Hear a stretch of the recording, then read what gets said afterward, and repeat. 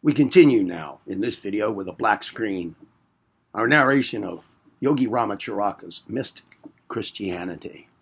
In the immediately prior video, we ended with Jesus turned away in grief and sorrow. Among the Hindus, such a simple occurrence, occult occurrence, would have caused but little comment, but here among his own people it was considered to be a wonderful miracle by some, while others regarded it as a trick of a traveling conjurer and charlatan. What manner of people were these to whom he had decided to deliver the message of life? And sighing deeply, he passed from the house and returned to his camp. And we now continue into the fifth lesson, the foundation of the work. There is but an imperfect record in the Gospels of the first year of Jesus' ministry among the Jews. Theologians have spoken of it as the year of obscurity.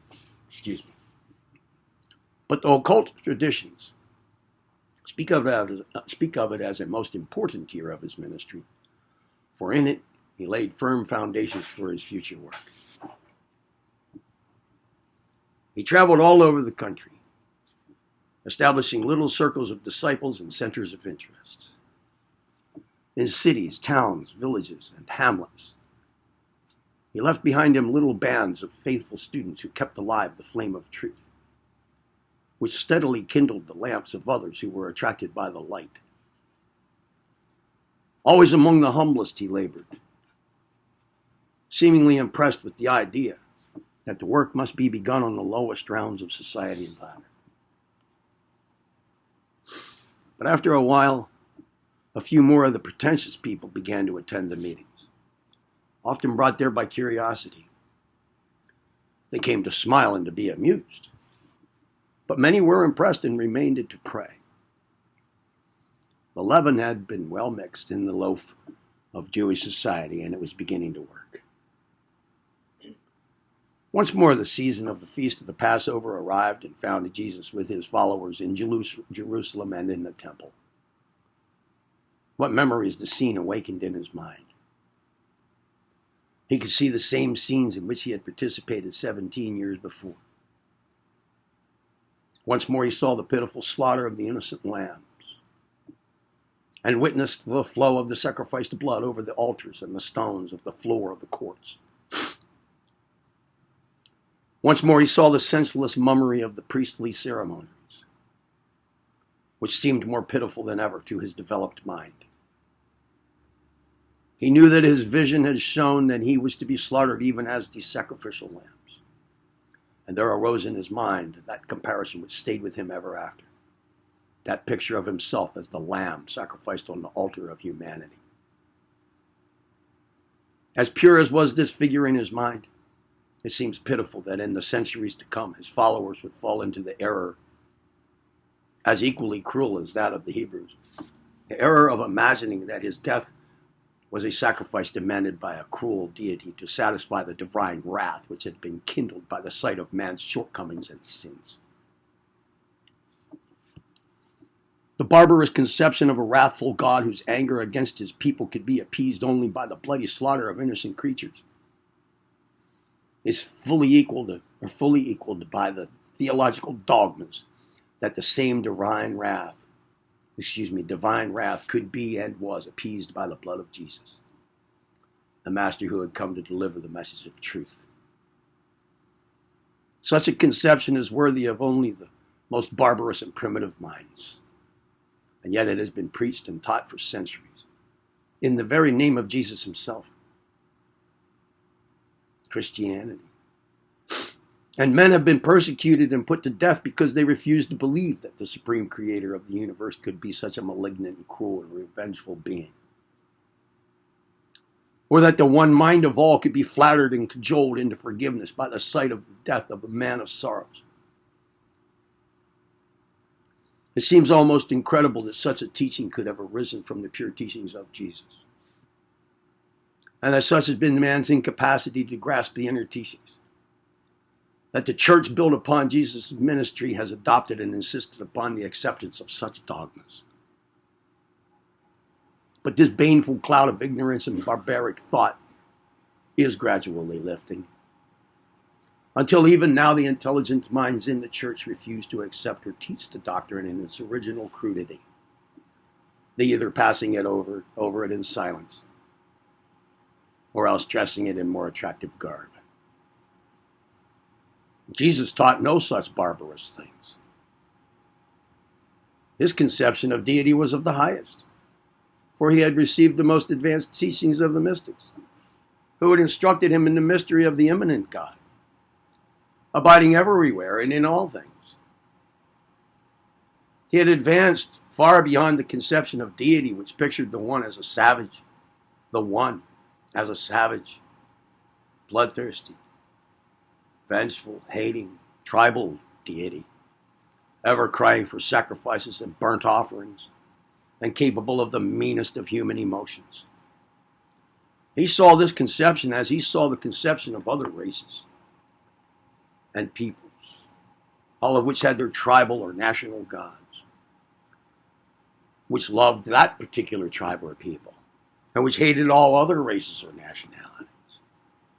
He saw that back of and behind all these barbarous and primitive conceptions of deity, there dwelt an ever calm and a serene being, the creator and ruler of countless universes, millions and millions of worlds, filling all space and above all the petty attributes that have been bestowed upon the petty gods of human creation. He knew that the God of each nation, of each person, in fact, was but a magnified idea of the characteristics of the nation or individual in question. And he knew that Hebrew conception was no exception to this rule. To anyone having grown to an appreciation of the grandeur and greatness of the idea of an immanent, universal being, of an immanent universal being, the dogma of a deity demanding a blood sacrifice to appease its wrath is too pitiful and degrading to be worth even a moment's serious consideration. And to such a one, the prostitution of the high teachings of Jesus, by the introduction of such a base conception, is a source of righteous indignation and earnest protest. Excuse me.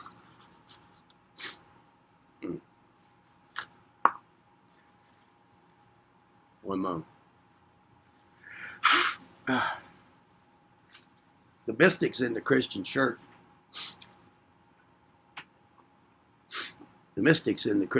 throughout the centuries have never accepted any such teaching, although the persecution of the church authorities have prevented their protests being made openly until of late years.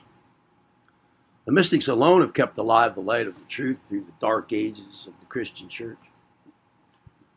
But now has come the dawn of a new day, and the church itself is seeing the light, and the pulpits are beginning to resound with the truth of mystic Christianity. And in the years to come, the teachings of Jesus, the Master, will flow pure and clear, once more freed from the corrupting dogmas which so long polluted the fount. As Jesus wandered silently through the courts and the chambers of the temple, his indignation was aroused by a sight which seemed to him to portray more forcibly than aught else the degradation which had fallen upon the temple by reason of the corruption of the priesthood. Grouped around the steps and outer courts of the temple, he saw the groups of brokers, money changers, and merchants who were doing a thriving business with the thousands of strangers attending the feast. The money changers were exchanging the coins of the realm for the inferior coins of the outlying regions, charging a large commission for the exchange. The brokers were buying articles or loaning money on them from the poor pilgrims, who were sacrificing their personal belongings for cash with which they might purchase the animals for the sacrifice. The merchants had droves of cattle, flocks of sheep, cages of doves within the sacred precincts of the temple, which they were selling to the pilgrims who wished to offer sacrifices. Tradition has it that the corrupt priesthood profited by the sale of these so-called privileges granted to this horde of traffickers in the temple precincts. The vile practice had gradually crept in and established a firm foothold in the temple, although contrary to the ancient practice. To Jesus, the horrible scenes of the temple sacrificial rites seemed to focus in this final exhibition of greed, materialism, lack of spirituality. It seemed to be blasphemy and sacrilege of the most glaring type. And his very soul felt nauseated and outraged by the sight. His fingers twitched. And laying hold of a bundle of knotted cords which had been used by some cattle driver to urge forward his herd, he rushed forward upon the horde of traffickers, whirling his instrument of chastisement over their shoulders and the backs of the offenders, driving them out in a frantic rout, upsetting their benches and paraphernalia, crying in a voice of authority, "Out, ye wretches! This is the house of the Lord, and ye made it a den of thieves." The meek and lowly Nazarene,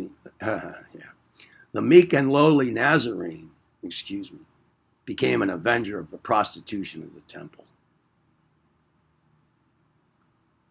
The brokers, money changers, and merchants fled before his mighty charge, leaving their scattered money over the floors of the temple. They dared not return, for Jesus had roused the wrath of the people against them, and a cry arose for the old practice of protecting the sacred place against such invasion. But the traffickers sought out the high priests and complained bitterly of this annulment of their privileges and franchises for which they had paid so highly.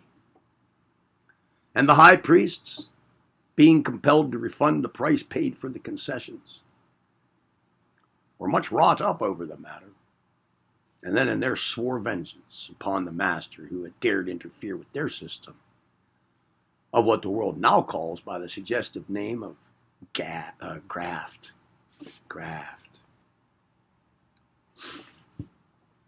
And this vengeance and hatred waxed stronger each moment, and was to a great extent the moving factor in the schemes and intrigues which 2 years later resulted in the frightful scene on Calvary.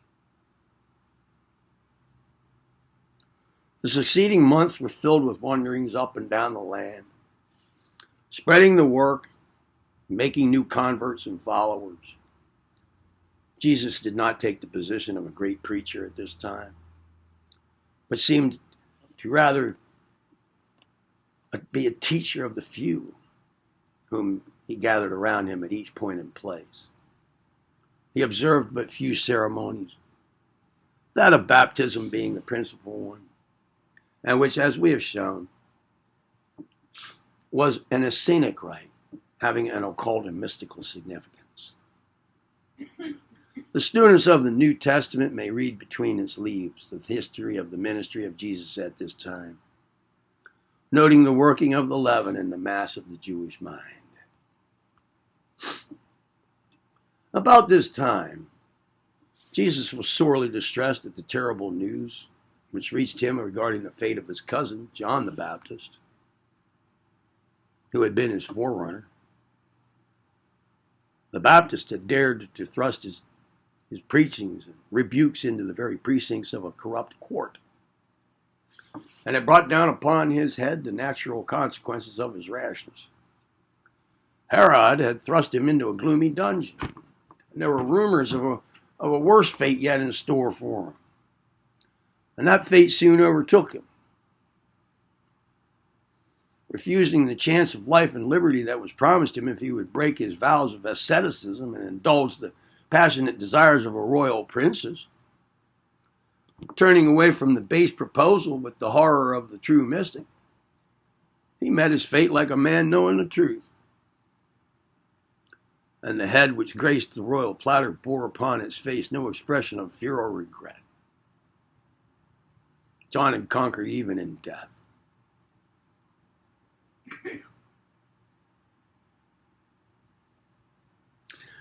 Jesus retired once more into the desert upon the news of John's death reaching him. Added to his sorrow came the conviction that there was a new work now set before him to do.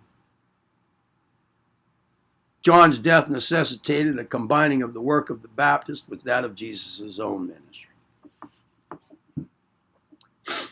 The followers of the two teachers must be combined into one great body, under the supervision of the Master himself, aided by the most worthy and capable of his disciples. The tragic death of John played a most important part in the future ministry of the Master, and he sought the solace and inspiration of the desert in his consideration of the plans and details of his new work.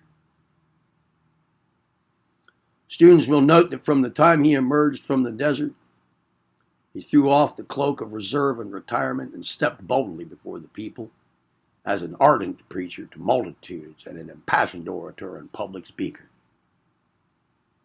No more the little circle of appreciative students. The rostrum with the great crowds of hearers were his from that time. Returning from his work in Samaria and Judea, he once more made Galilee the scene of his principal work.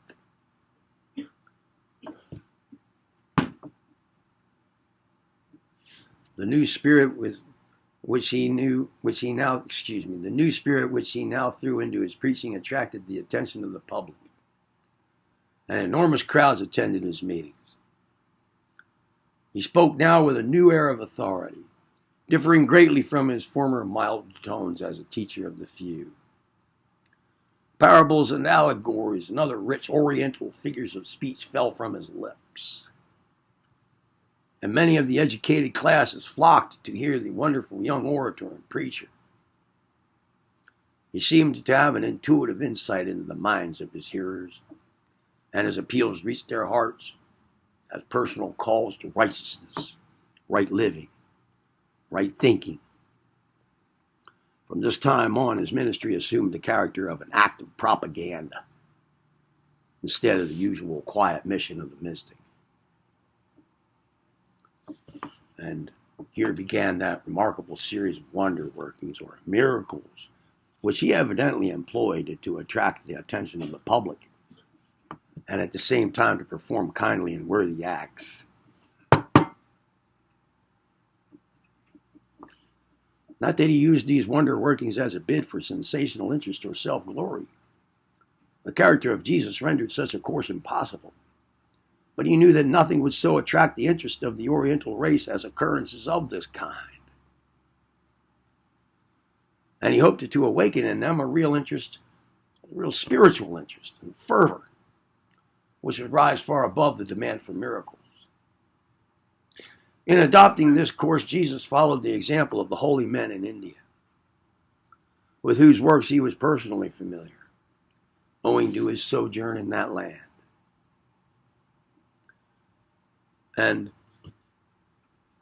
then let us say that advanced occultists see nothing supernatural nor incredible in these so-called miracles of Jesus. On the contrary, they know them to be the result of the application of certain well-established natural laws, which, while almost unknown to the masses of people, are still known and occasionally made use of by the advanced occultists of all lands. Skeptics and unbelievers may sneer at these things, and many faint faith Christians may wish to apologize or explain these wonderful happenings. But the advanced occultist needs no explanations nor apologies. He has more faith than the churchgoer, for he knows of the existence and use of these occult powers latent in man. There's no material effect or phenomenon that is supernatural. The laws of nature are in full operation on the material plane and cannot be overcome. But there are among such natural laws certain phases and principles that are so little known to the average mind that when they are manifested, Nature's laws seem to be transcended. And then the result is called a miracle. The occult tradition tells us that Jesus was a past master in the knowledge and application of the occult forces of nature, and that even the wonders that he wrought during his Jewish ministry were but as child's play when compared to those that he might have manifested had he seen fit to do so. In fact, it is believed that some of his greatest wonder workings have never been recorded, for he always impressed upon his chosen followers the advisability of refraining from laying too much stress on these things. The miracles recorded in the Gospels were only those which were most widely known among the people. The greater wonders were deemed too sacred for common gossip. When the Master and his followers reached Cana, C-A-N-A, or Cana, which, by the way, had been the scene of his first miracle, the changing of the water into wine at the wedding feast, one of the most striking of his earlier manifestations of occult power occurred. An influential citizen of Capernaum, a town a score of miles distant, who met him and besought his aid and power in the interest of his young son, who lay dying at his home. The man besought Jesus to hasten to Capernaum to heal the youth. There he died. Jesus smiled kindly upon him and bade him return to his son, for the youth was even now restored to health and strength and life. His hearers were astounded at the reply, and the doubters smiled knowingly, foreseeing a defeat for the young master when the news of the youth's death should become known. Those of his followers who were faint of heart and weak of faith felt most uncomfortable and began to whisper the if of doubt. But Jesus continued his working with a calm air of certainty without further remarks. It was the seventh hour of the day when the words were spoken. All right, the father hastened homeward to see whether the master had succeeded or failed. A day or two passed with no word from Capernaum. The scoffers of the wedding feast repeated their sneers and their revilings. The word charlatan was again heard passing from lip to lip. Then came news from the distant village, and upon its arrival the voice of scorn was stilled, and the hearts of the faint again beat freely. The word came that when the father had reached his house, he was greeted by the household with cries of joy and news that at the seventh hour the fever had abated and the crisis had been passed. And yet, the miracle above recorded was no greater than many occultists have performed in all times. No greater than the many similar cures that have been performed by the modern healers of many metaphysical cults. It was simply an application of the subtle forces of nature called into operation by mental concentration.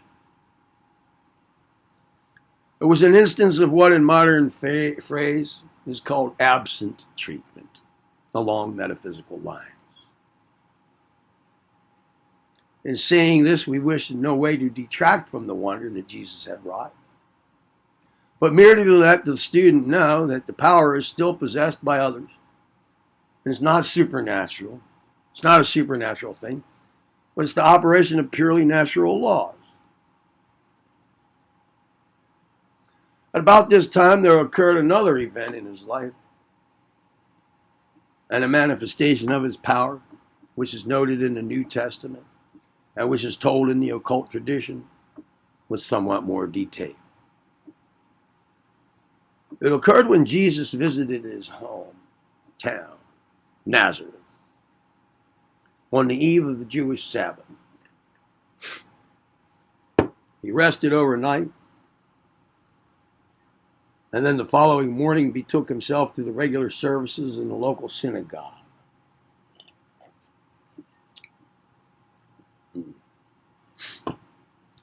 He took the seat which he had occupied as a young boy with Joseph.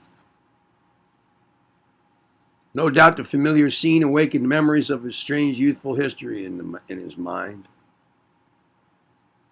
Then, much to his surprise, he heard himself called to the platform to conduct the service. It must be remembered that Jesus was a regular rabbi or priest by birth, education, and training, and was entitled to conduct the Jewish service. No doubt his townspeople wished to hear their young townsman address and exhort them.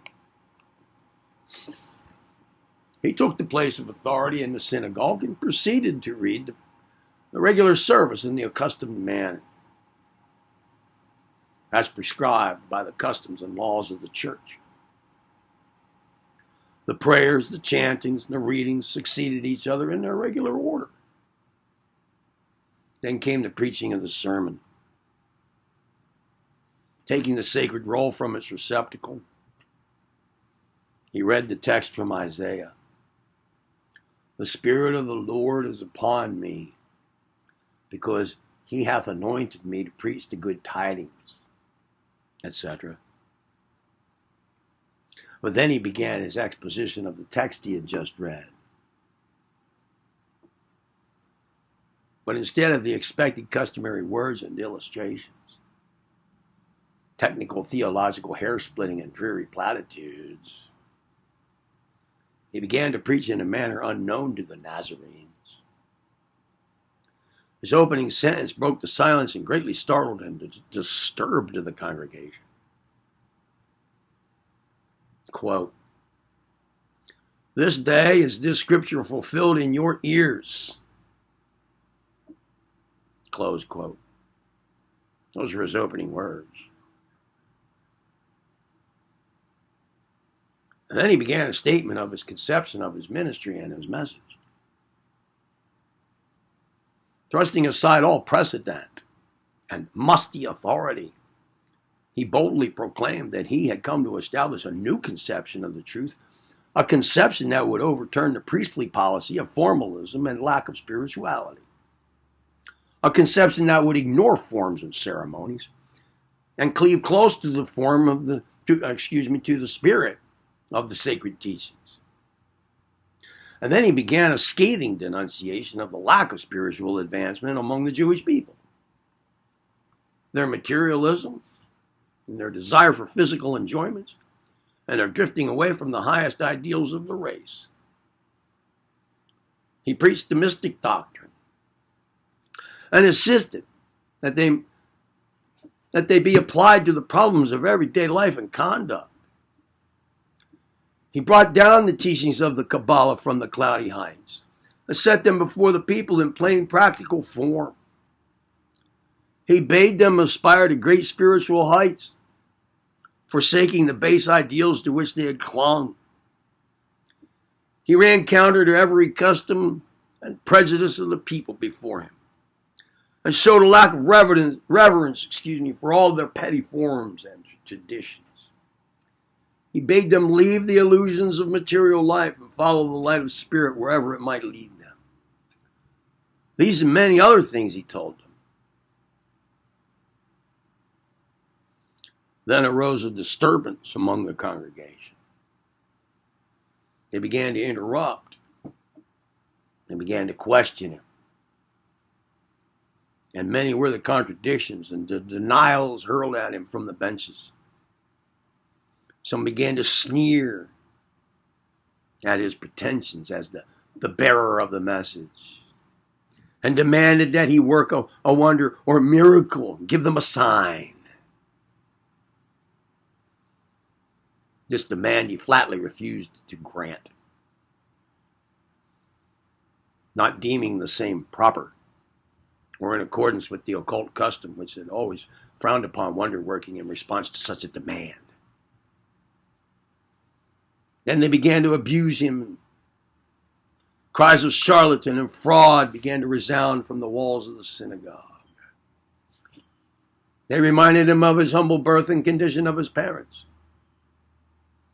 and refused to believe that any such person as he had any right to claim extraordinary powers or privileges. Then came from his lips the famous saying, "A prophet is not without honor, save in his own country."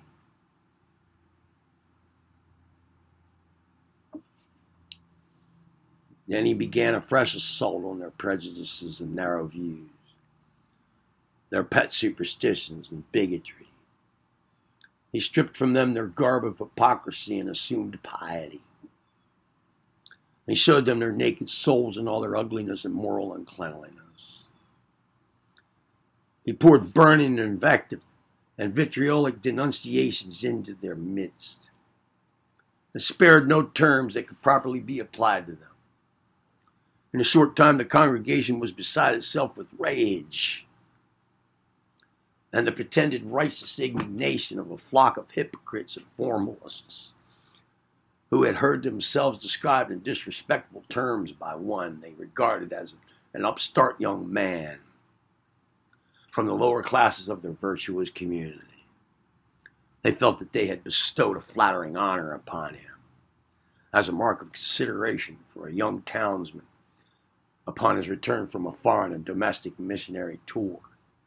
And now to think that he had thus basely betrayed their courtesy and showed in how little esteem he really held them. Surely this was beyond human endurance. And then the storm broke upon him.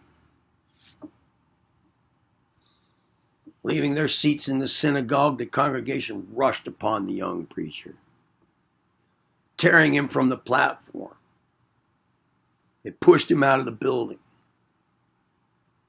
Then the jostling, hustling, pushing crowd carried him before them along the streets of the village and out into the suburbs.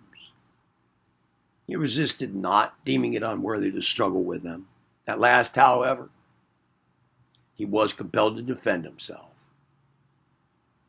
He perceived that it was the intention of the mob, to push him over a precipice.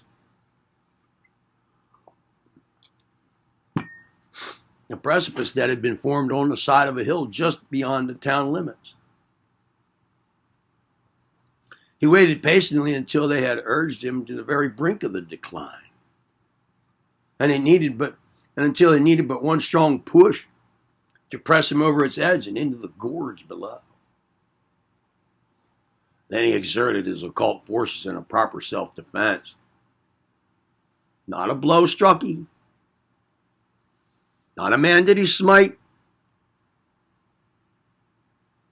Not a man did he smite with the wondrous occult power at his command, which would have paralyzed their muscles or even had stretched them lifeless at his feet. No. He controlled himself with a firm hand and merely bent upon them a look. But such a look, a glance, in which was concentrated the mighty will developed by mystic knowledge and occult practice. It was the gaze of the occult master, the power of which ordinary men may not withstand. And the mob, feeling its mighty force, experienced the sensation of abject fear and terror. Their hair arose, their eyes started from their sockets, their knees shook under them. And then, with a wild shout of horror, they began to scatter and fly, making a wide pathway for the man of mystery who now strode through their ranks with that awful gaze which seemed to pierce the veil of mortality and to peer at things ineffable and beyond human ken. And with his eyes refusing to look again upon the familiar scenes of his youth, he departed from Nazareth forsaking it forever as his home place.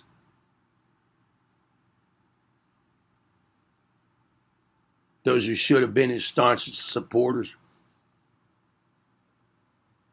were the first in his own land to threaten him with violence. The attempt of Nazareth was the prophecy of Calvary, and Jesus knew it. But he had set his feet upon the path, and he drew not back from it. Turning his back upon Nazareth, Jesus established a new center or home in Capernaum, which place remained the nearest approach to him during the remainder of his ministry and until his death. The traditions have it that his mother came to live also at Capernaum, together with some of his brothers.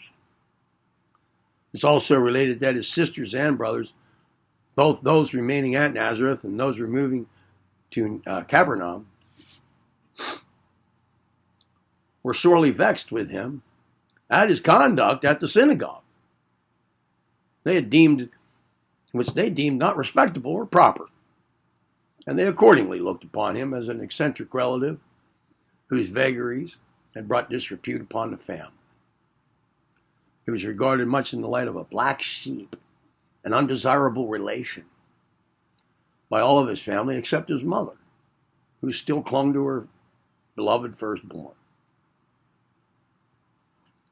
The mother made her home with some of the brothers and sisters of Jesus, but he was not welcome there, but was looked upon as an outcast and a wanderer. He once spoke of this, saying that while the birds and beasts had nests and homes, he, the Son of Man, had nowhere to lay his head. So he wandered around in his own land, as he had in foreign countries, an ascetic, living upon the alms of the people who loved him and listened to his words. And in so doing, he followed the plans and life of the Hindu ascetics, who even until this day so live, with yellow robe and baking bowl, and without money or scrip in their purses. The Jewish ascetic, for such was Jesus, has his counterparts in the wandering holy men of Persia and India today.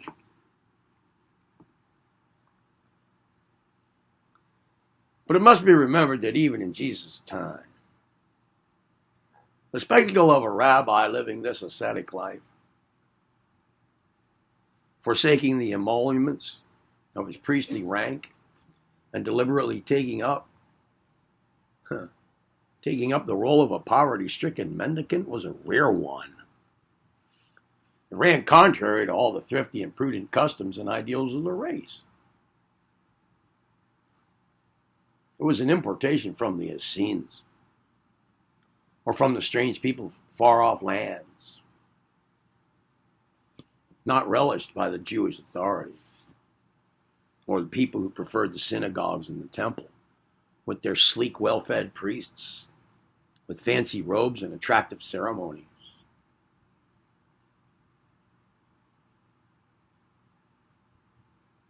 Making his base at Capernaum, Jesus began to form his band of disciples with more show of a working organization. To some he delegated certain authority and bade them perform certain duties of the ministry. For some reason he selected some of his leading lieutenants from the ranks of the fishermen who applied their vocation to the waters of the port of the country. The fishers of fish became the fishers of men. Jesus became very popular among the fishing fraternity. And the legends, as well as the New Testament narratives, tell of instances in which he bade his poor fishermen friends, who had been unfortunate in their day's haul, to let down their nets at some point indicated by him, when to their surprise and joy their nets would be filled to overflowing. Little acts of kindness bestowed here and there among the humbler classes tended to have Jesus looked upon and spoken of as a friend of the people, but which reputation excited the jealousy of the authorities, who held that such acts could be prompted by none other than a selfish motive. And that motive, the incitement of the masses to rebellion in the interest of himself as a Messiah. And so, we see his very acts of kindness and compassion served to increase the suspicion and hatred which the authorities, both ecclesiastical and temporal, had always felt toward him. His desire to alleviate the sufferings of the poor and the wretched took him much among these people and away from the so-called higher classes. Again, his desire to alleviate the sufferings of the poor and the wretched took him much among these people and away from the so-called higher classes. The plain people were regarded by him as the salt of the earth, and they, in turn, regarded him as their champion and advisor. And especially to the sick did he devote his time and powers. He made many marvelous cures, a few only of which were recorded in the New Testament narratives. The occult legends state that these cures were of daily occurrence, and that wherever he went, he left behind him a trail of people healed of all kinds of disorders, and that people flocked for miles to be healed of their infirmities. The Gospels relate that he cured great numbers of people by the simple process of laying on of hands, which is a favorite method of occult healers. He laid his hands on every one of them and healed them. That's a quote from the Bible. It's related that at Capernaum, his attention was directed toward a madman who suddenly cried out, "I know thee, thou Holy One of God." Whereupon Jesus spoke a few authoritative words and cured him of his malady by methods that will describe the nature of the man's psychic disturbance to any advanced student of occultism. Demonic possession is not believed in by Orthodox Christians of today, but Jesus evidently shared the belief in obsession held by students of psychism and similar subjects, judging from the words he used in relieving the man from his malady. We advise our students to read the gospel records in connection with these lessons, in order to follow the subject along the old familiar paths, but with the additional light of the interpretation of mystic Christianity.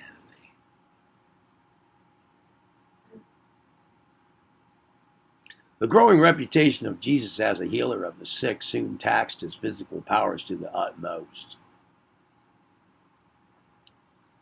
He felt himself called upon to do the work of a dozen men, and his nature rebelled at the unequal task imposed upon him. It seemed as if all Capernaum were sick. Her streets were crowded by seekers after health and strength.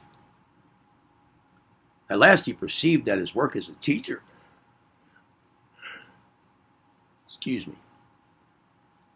At last he perceived that his work as a teacher was being submerged in his work as a healer. After a period of prayer and meditation, he put aside from him the claims of humanity for healing of physical ills, and turned his back upon the waiting patients at Capernaum. He once more started forward on his pilgrimage as a preacher of the message, and thereafter would heal physical ills only occasionally, and instead devote the main portion of his time to preaching the truth to those who were ready to hear it. It was a hard thing for a man with the tender heart of Jesus to leave behind him the crowd of patients at Capernaum, but it was necessary for him to do so. Else he would have remained merely an occult healer of physical ailments instead of the messenger of the truth.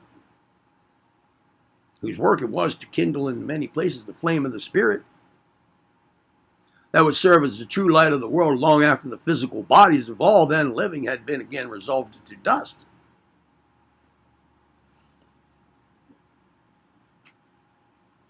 So, leaving behind him Capernaum and his wailing multitudes, he, followed by his disciples, moved out toward the open country to spread the glad tidings and to bring to the hearts of many that peace which passeth all understanding.